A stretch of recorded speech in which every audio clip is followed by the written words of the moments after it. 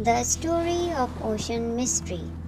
Beneath the shimmering waves of the emerald sea, where sunlight danced on the water surface like liquid diamonds, chaos had erupted in the magical underwater kingdom of Oceana. Mermaids swam frantically through the coral street, their glittering tails flickering with shades of worry. The grand announcement had echoed through the seas moment ago. The heart of Oceana is missing. The heart of Oceana was no ordinary pearl. It was a pearl as large as a tank shell, glowing with a soft, otherworldly light that kept the underwater kingdom thriving. Without it, the corals would fade, the fish would lose their colors, and the sea would grow cold and lifeless. Deep in the palace, a young mermaid named Lyra listened to the royal advisor with wide, curious eyes. Lyra wasn't like the others.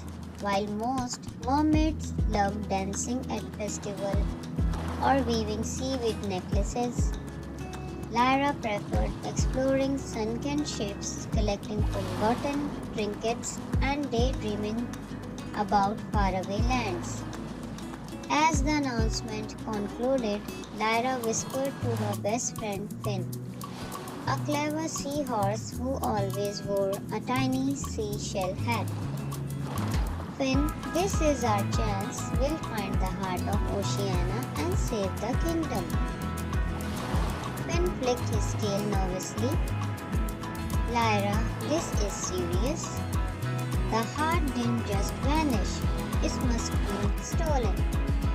But who would steal it? Lyra wondered aloud, her tail swishing with excitement. Come on, Finn. We'll never know unless we try. Without waiting for permission, Lyra darted out of the palace and into the open ocean. Finn followed close behind. They swam past shimmering reefs, through forests of kelp, and over trenches that seemed to stretch into darkness. At last they reached the edge of the kingdom where rumors whispered of danger, the Shadow Reef. The Shadow Reef was a maze of jagged rocks and swirling currents. It was said to be the home of Mira, the sea witch, a mermaid who had been banished years ago for using forbidden magic. Do you really think Mira would steal the heart? Finn asked nervously as they approached the reef. She's the only one who had known how to hide something so powerful. Lyra replied, her voice trembling but determined. They swam cautiously into the Shadow Reef. The water here was dim and shapes loomed in the distance. Just as Lyra began to wonder if they had made a mistake, a deep melodic voice echoed through the water. Well, well, what do we have here? Out of the shadows glided Mira. Her long dark hairs floated around her like ink in the water, and her tail shimmered with scales as black as midnight. In her hands she held a twisted staff made of corals and bones. Lyra straightened her shoulders, trying to look braver than she felt. We know you have the heart of Oceana. Give it back or what?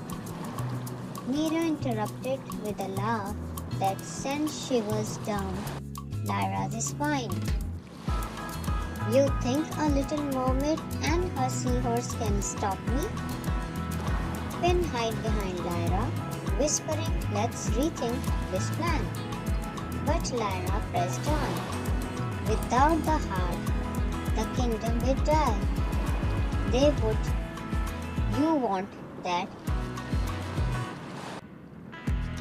Mira's expression softened for a moment, but then her eyes hardened. The kingdom cast me out. They didn't care if I survived in the cursed reef. Why should I care about them? Lyra took a deep breath because the heart doesn't just belong to the kingdom, it belongs to the sea. Without it, everything, including this reef, will wither away. Mira hesitated, her grip on her staff tightening. Lyra noticed something then. There was sadness in Mira's eyes, like a storm trapped behind glass. I notice you are not evil, Lyra said gently. You are just hurt.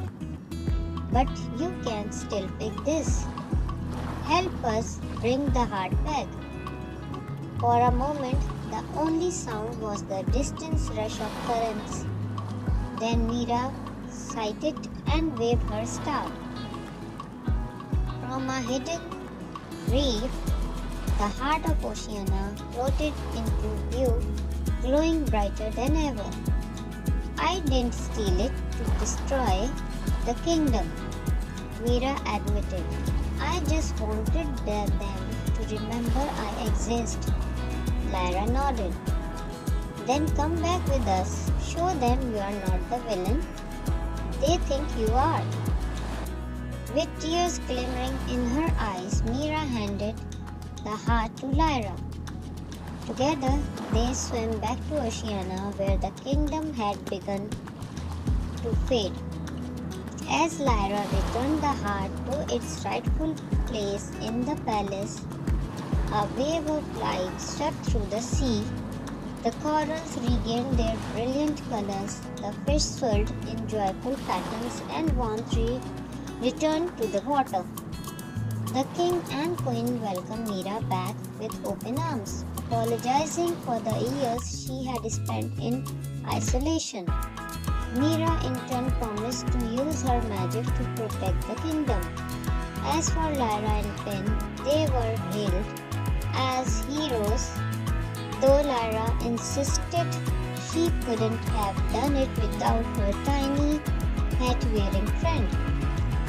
From that day on, the sea was not only vibrant but united, proof that even in the deepest shadow, light could be found. Hope you like this story. Thanks for watching my story. Please like, share and subscribe my channel. Thank you.